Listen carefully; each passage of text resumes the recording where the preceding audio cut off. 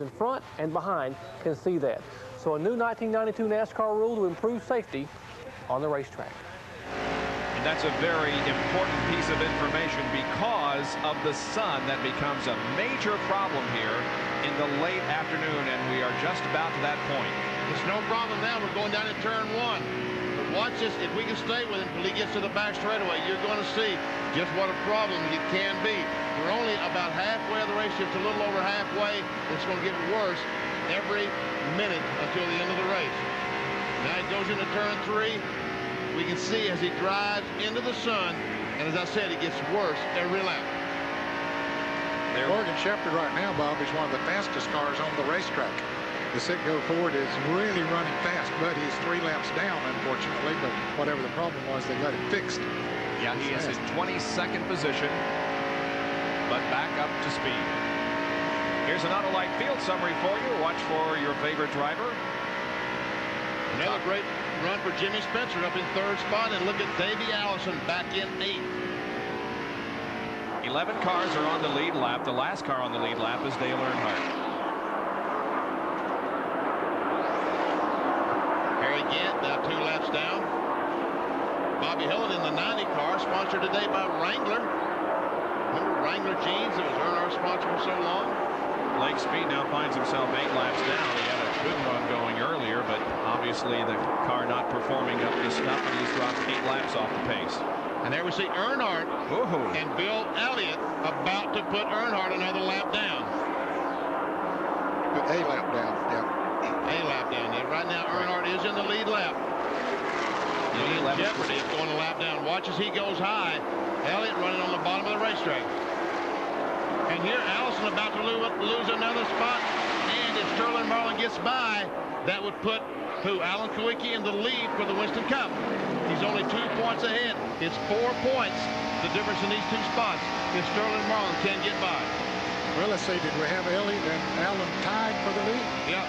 Second. Right. So that would put Elliott in the lead. Because Elliott has more victories than Allen. Yeah. There's that sun we talked about just a moment ago. From Sterling Marlin's car, it is obviously a problem now and will be later. Well, he reached 189 before braking in turn 1. That's been pretty consistent. That's been consistently what's been all day. And I watch Sterling don't look behind him because Jeff Bodine is trying to go by him on the inside. There goes Bodine. But the slower car of Eddie Bierswald was down there. Jeff had to back out. Well, you can see how critical that sun is going to become. Jerry? Indeed, it is going to be very, very critical this summer. But let me show you what's going on here in the Davey Allison pit. They are getting very concerned about what's happening in the point battle. Davey's car not handling well. Gary Beveridge, Ryan Pemberton, and Joey Knuckles are building an aluminum patch for that brush panel in the left rear of the car. Now, they take a piece of aluminum, and they have cut it. And now listen to Ryan Pemberton.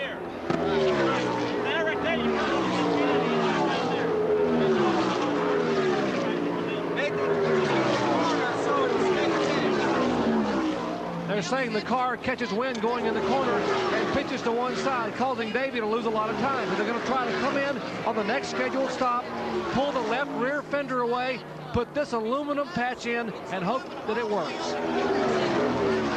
Well, you pull out all stops in the final race. The bracket for the brake.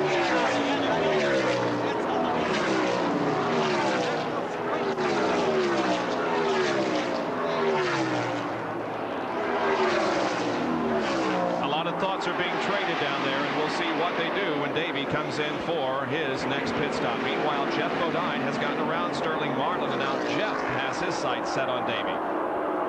And he is much faster than Davey Allison right now. Race for 8th spot. Oh, and a car to the wall. It's Dale Earnhardt in turn 2. And this is the caution that Davey needed to come in and get that work done if they're going to do it. Boy, oh boy. Davey, you're living right today. Gets a caution flag at the right time. Bill Elliott had just put a lap on Dale Earnhardt. Earnhardt's car is moving at the bottom of the racetrack down the backstretch, but he made contact with the wall in turn 2. Looks like you know the left side pretty flat. Looks like the left side has been flattened out on that race car. Yep. It's our 5th caution of the day, and it comes on lap 203. As we're 125 laps away from the conclusion of this race. Joey Knuckles wearing the crew cam, waiting on Davey to come in. We see Larry McReynolds. That's Larry, the crew chief, talking to Davey, telling Davey what they're planning on doing when he comes in the pits. Still talking to Davey.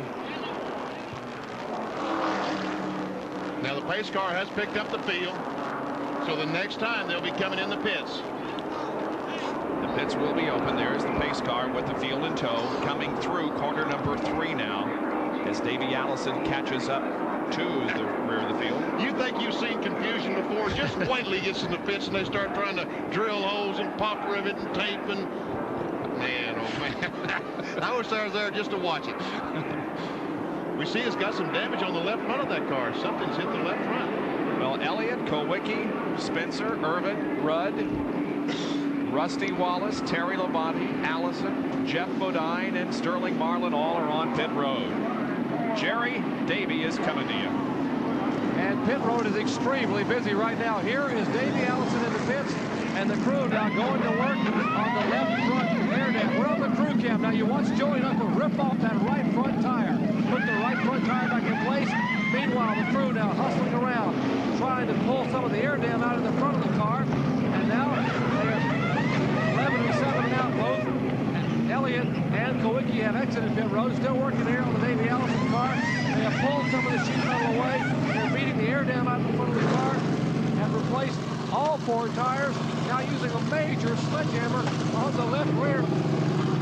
And you see on the crew cam, they are fixing the front of the car. You're watching Joey Knuckles as he is trying to bend some of that front air dam away. Ryan Pemberton now and Knuckles working in unison, putting some tape on the car. Let's listen in.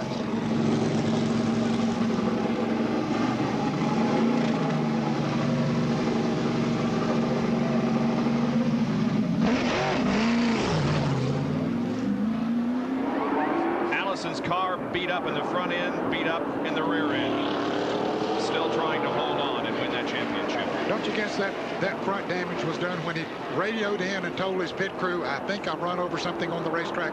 Exactly. When it did it. And he cut the left front tire down right in front of the left front. He hit something on the racetrack. We are under caution for the 5th time this afternoon because of an incident involving Dale Earnhardt in turn number 2.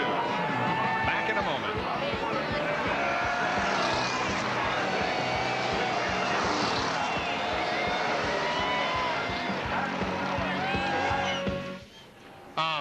The shot of Davey coming down pit road, we can see a spot in the front air dam where something has hit it. Remember I said he's hit something with the front air dam? That's what they're working on. They're not working on the left rear, they're working on the left front. And he had radioed in way back there and told his crew that he thought he ran over something. Yep. Put up on Rudd's car. Probably that belt Trying back to, there, yeah. It's the first opportunity they've had to do that. That front air dam damage was somewhat of a surprise to the guys. Remember, they cannot see that low on the racetrack as the cars come by due to the pit wall. The wall separating the track and pit road. So when he came down pit road and they saw that big indention in the air dam, they said, yeah, you definitely hit something. But he was fortunate he didn't cut a tire. They're bringing him back in here to do some more work. Just trying to get ready for it. Is there any damage to Earnhardt's car? Come back, Vinny. Oh, are you down by Earnhardt? No, I'm in Davey's pit. Okay.